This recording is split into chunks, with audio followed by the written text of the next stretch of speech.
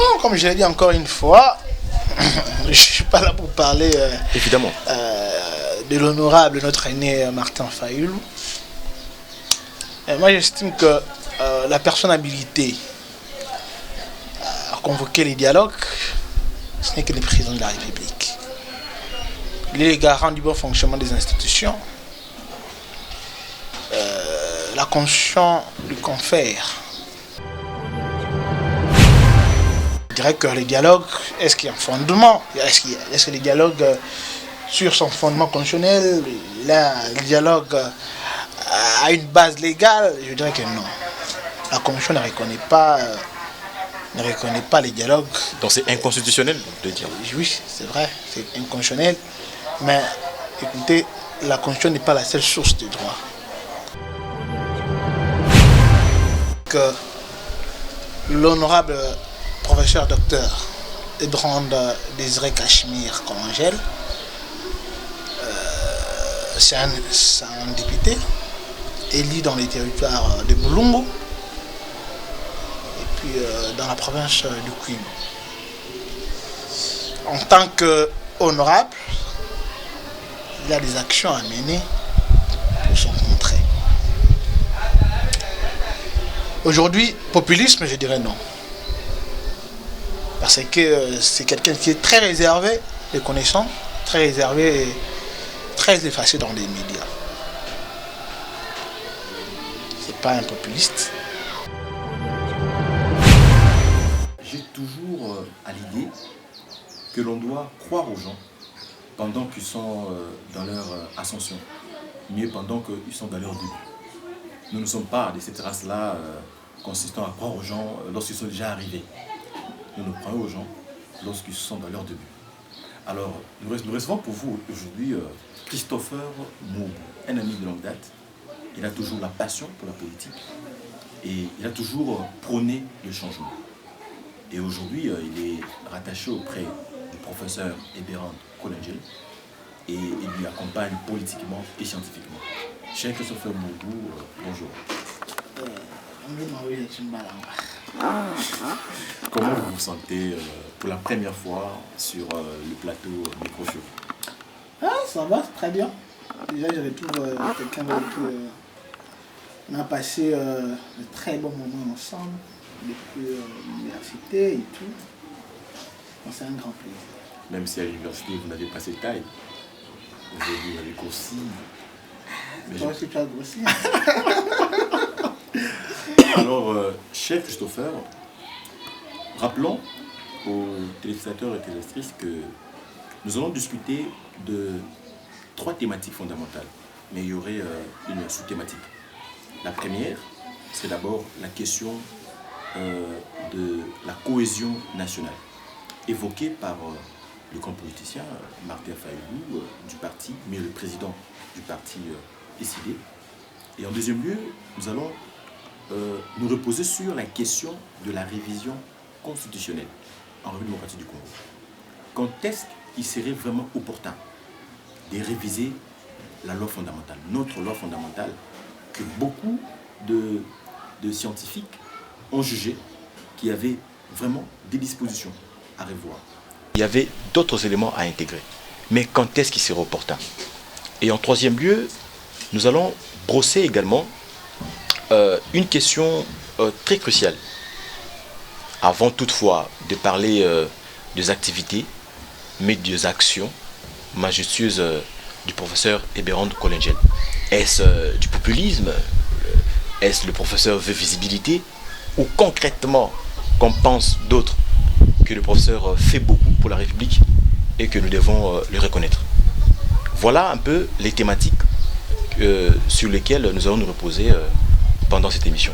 Alors pour commencer, cher Christopher, aujourd'hui Martin Fayulu, en dehors en réalité de l'appareil politique, dans son parti, je ne sais pas s'il y a ne serait-ce que 2 députés qui sont au niveau de l'Assemblée nationale.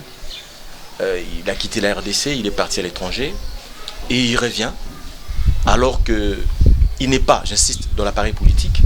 Il évoque la question de la concertation, mais de la cohésion nationale. Est-ce crédible, est-ce sérieux? D'emblée, voulais dire que dans toute famille,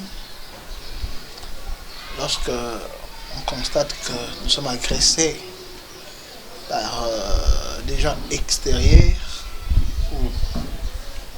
ou lorsque dans une famille vous constatez que vous avez plus des ennemis, on fait un comeback.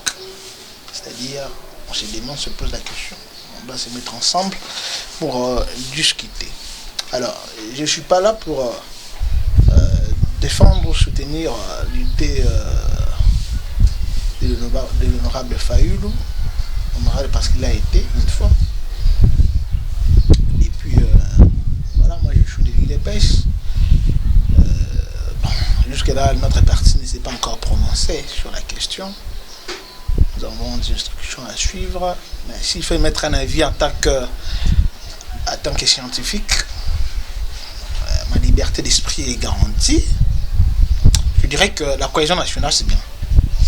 Et partant déjà les idées avancées par Martin Fayulu, je trouve que c'est mieux. Parce qu'aujourd'hui, il a pour fondement l'agression de l'Est. C'est une question qui nous tient tous à cœur. Je pense que c'est une très bonne initiative. On ne peut que le soutenir. S'il faut parler en famille, discuter en tant que Congolais, pourquoi nous sommes agressés et qu'est-ce que nous devons faire, je pense qu'une telle initiative ne peut être que soutenue et ne peut qu'emporter notre suffrage. C'est ce que je puis dire. Évidemment, Maître Christopher, je vous ai suivi méticuleusement et je ne vous reproche de rien lorsque vous êtes d'avis que l'on ne peut que soutenir cette idée majestueuse à ce moment crucial que traverse la République. Mais ce qui nous inquiète, mieux, puisque vous êtes juriste, le mieux placé d'ailleurs pour nous éclairer, c'est qui a compétence d'évoquer la question soit de la concertation nationale ou soit de la cohésion nationale.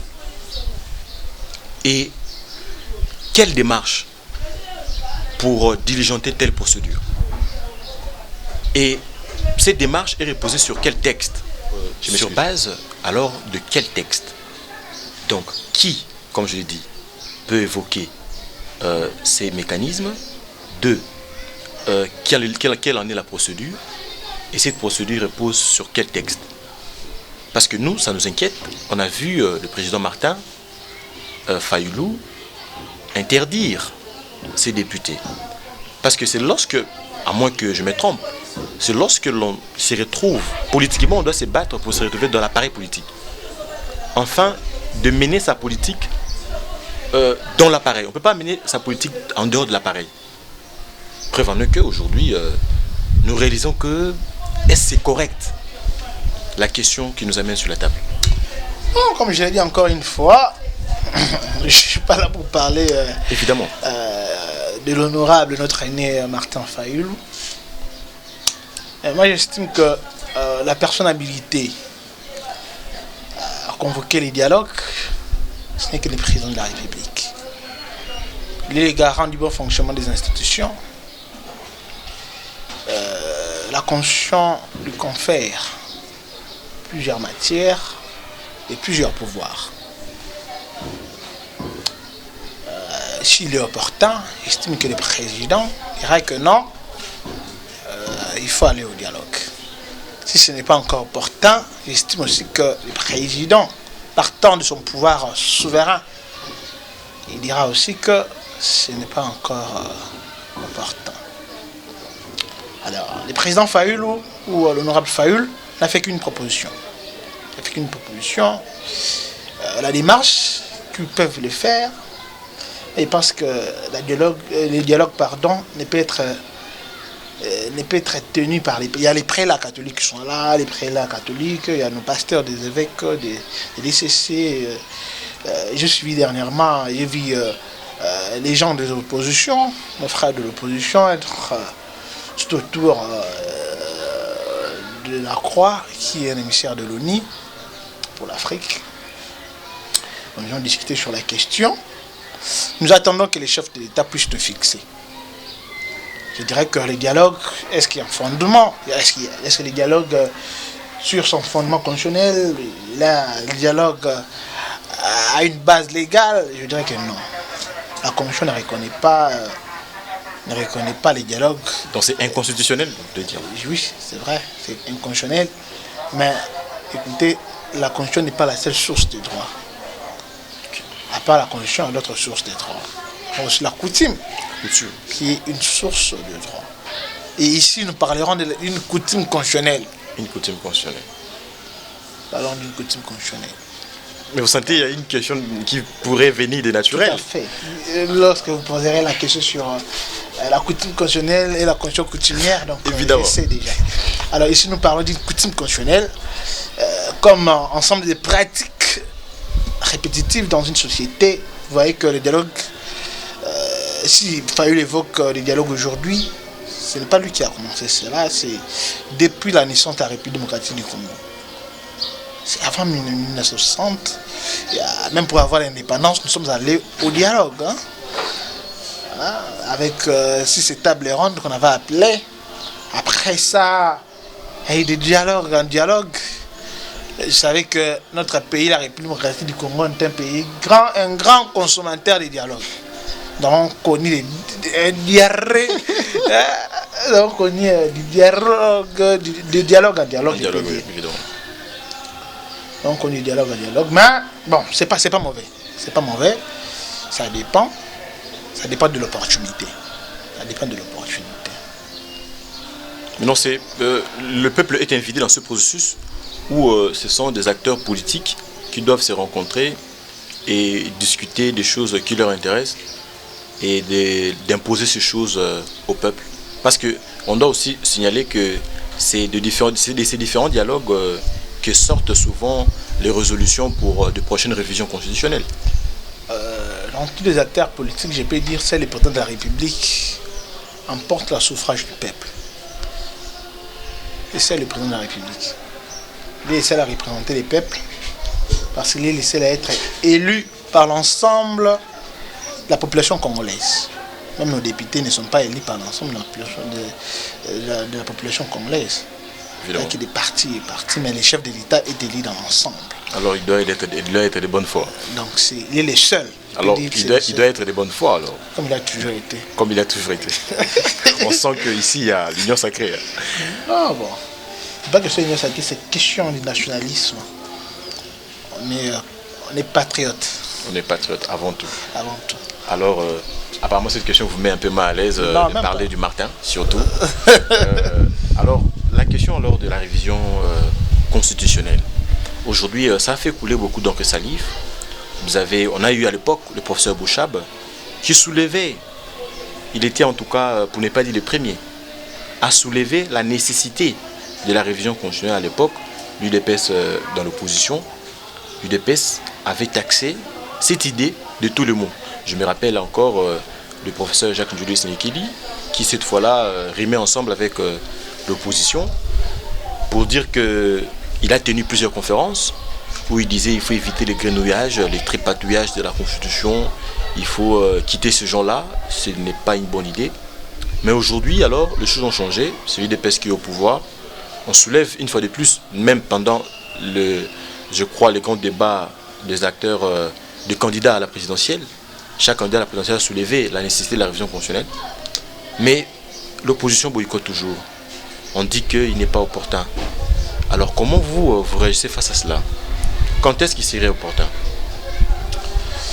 Bon, déjà, moi je dirais que la Constitution congolaise souffre d'une maladie congénitale. Et elle a besoin d'un traitement thérapeutique. Thérapeutique, pourquoi? Parce que vous verrez qu'il y a certaines dispositions aujourd'hui qui ne reflètent plus les aspirations que nous avons consacrées en 2006, que les constitutions originaires qui est le peuple congolais avaient consacrées en 2006. Et je peux dire que les temps c'est un facteur très déterminant, surtout en matière de révision. Très déterminant. surtout en matière de révision. La révision constitutionnelle, c'est une question qui nous plaît vraiment. Moi, je dirais que aujourd'hui, il est plus que temps. C'est plus qu'urgent. Il faut réviser la constitution congolaise. Comme je l'ai dit, notre constitution souffre d'une maladie congénitale. Très congénitale. Et vous verrez que il y a certaines dispositions qui sont obsolètes. Il faut insérer plusieurs mécanismes dans la Constitution. Il faut renforcer plusieurs pouvoirs, pas seulement les pouvoirs du pouvoir exécutif, même les pouvoirs judiciaires, qui méritent que son pouvoir puisse être renforcé, qui méritent qu'on puisse mettre des garde-fous. Je me souviens, lorsque j'étais encore étudiant en deuxième année de licence, j'ai parlé sur une thématique consistant au contrôle de constitutionnalité des décisions de justice. Ah, ok, je me rappelle. Vous étiez pertinent déjà. Oui, j'ai parlé sur le contrôle de constitutionnalité des décisions de justice. Je pense qu'il est plus que temps. Parce que les juges constitutionnels aujourd'hui, en pratique, mais ce n'est pas consacré. Il faut qu'on puisse le consacrer dans la Constitution. Vous voyez que on ne peut pas que tirer comme fondement l'article 162 de la Constitution. Mais il faut qu'il y ait maintenant des renforcements des pouvoirs du juge constitutionnel comme protecteur de la Constitution en amont, tout comme en aval. Et aussi, il faut enlever cette pratique de concertation ou cette pratique des matières réservées, des matières propres et des matières réservées que la Constitution consacre entre les présidents de la République et les premiers ministres. Vous voulez la dictature? Non, pas la dictature, mais en France, ce n'est pas le cas. Ok. C'est pas le cas. Je vais vous dire que les chefs de l'État... La France de quelle année?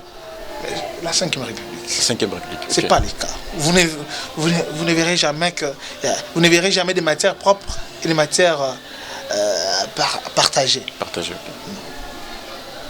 Il y a toujours des matières propres du président de la République. Il ne peut pas seulement... Donc vous n'entendez jamais la primo-ministérielle ministérielle? Ça n'existe pas. Au régime primo-ministériel. Non, nous sommes... Donc vous voulez bouler pour ça vos chape, on dirait? Non, je ne boude pas. C'est maître. Je ne boude pas. C'est un grand professeur. Sauf que je ne partage pas. Je l'ai dit ici que le président de la République est le seul à emporter le suffrage du peuple congolais. C'est le seul. Il est le seul à être redevable envers le peuple congolais. Seul le président de la République. Parce qu'il a un bilan à défendre. Ce n'est pas un député qui défend un bilan. Ce n'est pas le premier ministre qui défend un bilan. C'est le président de la République. Comme il est seul à défendre un bilan, il faut renforcer son pouvoir. Mais je vous coupe pas la parole, mais vous savez, c'était pour éviter ce qu'on a connu dans le passé, comme on le soulève dans le préambule. On a connu des systèmes dictatoriaux. Il était plus important. On a jugé qu'il n'était plus sage d'attribuer à un seul homme l'ensemble du pouvoir. Vous voulez nous ramener en France? Est-ce que nous avons la mentalité de Français? Vous voulez que nous fassions le mimétisme? Non, c'est pas que je fais le mimétisme. Je vous dirais... Vous ne voulez pas que nous ayons une particularité Non, la Constitution congolaise a plusieurs particularités. C'est la meilleure des meilleures. La meilleure? Oui, très avancée par rapport à la Constitution française. Pourquoi on doit la réviser alors? La réviser parce qu'il faut renforcer certains pouvoirs. Okay. Je l'ai dit ici. Comment vous voulez que les présidents de la République puissent partager des pouvoirs avec les premiers ministres? Et pourtant, il est laissé être comptable devant le peuple. Est-ce que le Premier ministre va aller... Est-ce que la population va demander de compte au Premier ministre? Mais oui, lui, devant le Parlement. Il est des responsables qui devant le Parlement. Il n'emporte que la responsabilité du président de la République. Ok. Mais il y a aussi... Mais le président aussi a quelque chose de protégé. Non, il est responsable que vous direz politiquement. Devant le peuple, vous dites. Le peuple qu'il maîtrise. Le président de la République, il y a la Constitution congolaise, je disais que c'est une Constitution très avancée. Ok. Et vous voyez qu'on peut engager même la responsabilité du chef de l'État. Il y a des matières très bien énumérées dans la Constitution. Sérieusement. Ouais. J'ai eu un maître qui en parlait, maître Kabongo, je crois Kabongo, Riva, que je salue en passant. Mais Rivaca, bon, il parlait de la responsabilité. Un jour, je l'inviterai pour que l'on en décortique plus. Oui, allez-y. La responsabilité du président de la République devait être engagée. Il y a aussi il y a plusieurs mécanismes. En fait, il y a une sorte de contrôle sur contrôle. Oui. Parce que les pouvoirs judiciaires, à travers... moi, je fais sortir la Cour constitutionnelle du pouvoir judiciaire. Pour moi, je ne pense pas que la Cour constitutionnelle, c'est un débat qui est lancé. Je ne pense pas que la Cour constitutionnelle est dans je ne pense pas que la Cour constitutionnelle est dans le pouvoir judiciaire. Ok. Mais elle est où? Elle est en dehors du pouvoir. En dehors du pouvoir judiciaire. La Cour constitutionnelle n'est pas dans le pouvoir. N'est pas dans le pouvoir judiciaire. Mais non, dites un mot. Parce que la Cour constitutionnelle, selon la vision ramène-nous au sommet de la montagne. Selon la vision du Constitution de 2006, la Cour constitutionnelle a réussi pour mission de contrôler tout le pouvoir. Évidemment. Et dans toutes les matières. Évidemment. Mais dans les pouvoirs, vous verrez qu'on ne parle que de contrôle. Ok. Les pouvoirs judiciaires peuvent être contrôlés par les pouvoirs législatifs, les pouvoirs législatifs peuvent contrôler les pouvoirs exécutifs. Non, vous voyez. Mais la Cour constitutionnelle, non. La Cour constitutionnelle sort. La Cour constitutionnelle contrôle les pouvoirs judiciaires, contrôle les pouvoirs législatifs et les pouvoirs exécutifs. Ok. Et lisez bien la Constitution, vous verrez. Ok, bon. Plus tard, je vous poserai une question. Parce qu'on voit cette Cour intervenir dans le Conseil supérieur de la magistrature où il y a le président de la Cour qui vient siéger avec d'autres présidents, d'autres ordres juridictionnels. Vous ne formez qu'un seul. Mais à quel moment vous détachez la Cour constitutionnelle? C'est pertinent l'idée. L'idée est pertinente. Mais fixé à cet endroit-là, comment vous... Je détache la Cour constitutionnelle du pouvoir judiciaire parce que la Cour constitutionnelle fait le contre-pouvoir. Le contre-pouvoir, ok. C'est que d'autres ordres... La Cour constitutionnelle, elle exerce le contre-pouvoir dans les pouvoirs judiciaires. Dans les pouvoirs judiciaires. Et la Cour constitutionnelle exerce le contre-pouvoir. Ah, je vois. Dans les pouvoirs exécutifs. La Cour constitutionnelle exerce le contre-pouvoir dans les pouvoirs législatifs. Donc c'est un peu ça, de raison pour laquelle la Cour constitutionnelle sort du carcan. Évidemment. De trois pouvoirs. Non, alors, j'ai vu ça. Il faut élargir le pouvoir de la Cour, le pouvoir du président de la République, pas seulement du pouvoir du président de la République. Il faut élargir aussi le pouvoir judiciaire, certains pouvoirs. Donc c'est un peu ça. D'où la nécessité de la révision constitutionnelle. Mais avec le boycottement de l'opposition, est-ce qu'on peut faire avec le forcing? On peut faire le forcing pour la question de la révision constitutionnelle. Marie-Jean, comment l'opposition peut refuser? Parce que la Constitution est claire quant à ça. Évidemment. Comment on peut réviser une Constitution? Non, là c'est clair. C'est clair là.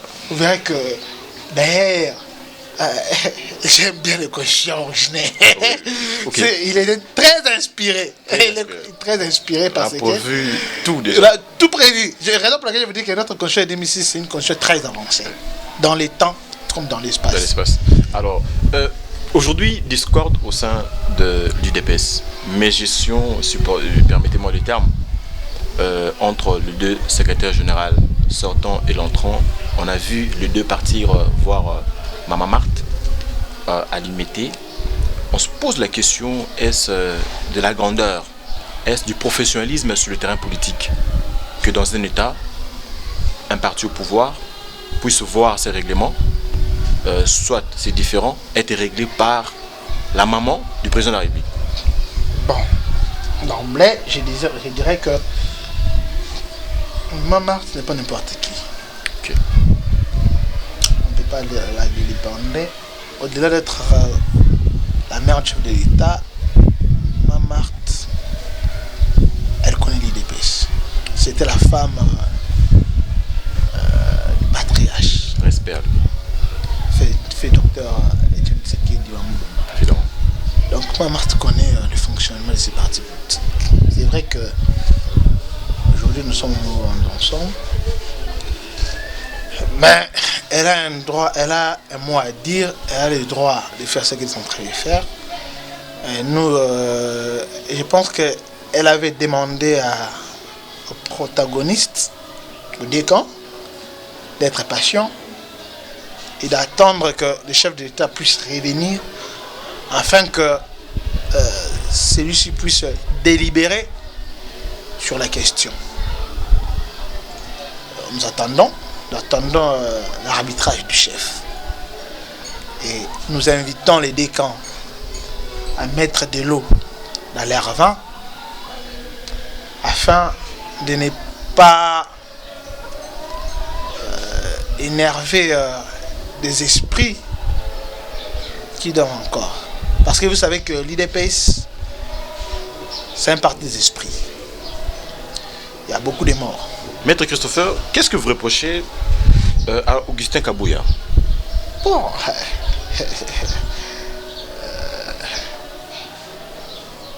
reprocher, je dirais que je ne reproche pas, mais sauf que... Alors que le professeur Mbata dit que c'est le plus des piètres de CG que le DPS n'a jamais connu. Je respecte l'avis du professeur Mbata sur son avis. Okay.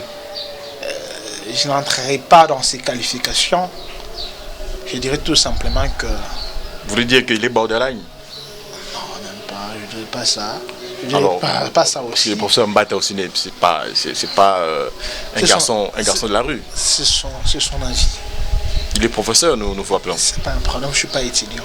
C'est son avis. C'est son avis. Ok. C'est son avis. Donc je respecte. Je n'entrerai pas dans ces débats, mais je dirais que nous devons attendre l'arbitrage du chef. Nous attendons l'arbitrage du chef. Vous avez parlé du grand professeur Mbata, il y a les camps aussi, il y a ceux-là qui soutiennent le secrétaire, il y a aussi ceux-là qui soutiennent l'honorable Augustin Kabouya. Qui par exemple? Ils sont nombreux, hein. Juste un nom. Bon, je ne citerai pas les noms. Ah, ok. Ils sont nombreux. Moi, je pense qu'il est temps. L'UDPS a besoin d'un nouveau leadership. C'est tout ce que je peux dire. De ce que vous lui reprochez alors? Non. Le manque du leadership? Non. Il a fait l'honorable Kabouya a fait ses preuves. Ah, ok. Il a fait ses preuves. Il nous a conduit aux élections. Quoi par exemple? Il nous a conduit aux élections. Lesquelles? Ces élections de 2023. C'était grâce à lui? Non, c'est-à-dire c'est lui qui nous a conduit avec le secrétaire général. Ah, au niveau du parti. Alors, il a fait son temps. Aujourd'hui, il dépêche. On dit entre-temps. Autre mœurs. Autre mœurs. Donc l'IDPS a besoin d'une autre mœurs. Alors, merci pour vos réactions. Alors, parlons de ces thématiques qui me tient aussi à cœur. Le professeur Eberand Kolengel. Je l'ai connu à l'université de Kinshasa, un monsieur extrêmement intelligent, même si à l'époque il était vraiment malade. Il était à l'étranger pour le soin. Il s'est passé que je n'ai pas vraiment assisté à ses cours, malheureusement, suite à ça. Mais après, il est revenu avec force. Le Saint-Esprit, on dit le Saint-Esprit juridique à l'époque. Ils étaient à trois et... Dieu le Fils. Dieu le Fils, voilà. Dieu le Fils. Alors aujourd'hui, je vois son nom partout sur le réseau pour ses actions au profit de la République. Est-ce populisme, une façon de se préparer pour les élections de 2028, où il est fait en âme et conscience pour le bonheur, n'est-ce pas, des habitants de Kwilu, Bandundu et autres? Bon, déjà, Boulungu et autres. Je dirais que l'honorable professeur docteur Ebrand Désiré Cachemire Kolengel, c'est un député élu dans les territoires de Boulungu et puis dans la province du Kwilu. En tant qu'honorable, il a des actions à mener pour son contrée. Aujourd'hui, populisme, je dirais non. Parce que c'est quelqu'un qui est très réservé, les connaissants, très réservé et très effacé dans les médias. C'est pas un populiste, c'est une intelligence. Celui-ci, en tant qu'intelligence ou honorable, il a aussi, il est lié à un devoir de redevabilité, cette fois-là, envers la population qui lui a donné mandat. Parce qu'il a reçu mandat du peuple pour aller les défendre au niveau de l'Assemblée nationale. Évidemment. Dans le cadre de ce mandat, nous venons d'une tournée dans le cadre de vacances parlementaires où il a mené des actions, comme vous l'avez dit. Ça a été relayé, aujourd'hui tout le monde en parle, relayé dans les réseaux sociaux, dans les médias internes tout comme externes. Et c'était dans le cadre de ses activités. Il en fait plus, sauf qu'on communique d'ailleurs peu. Il en fait plus.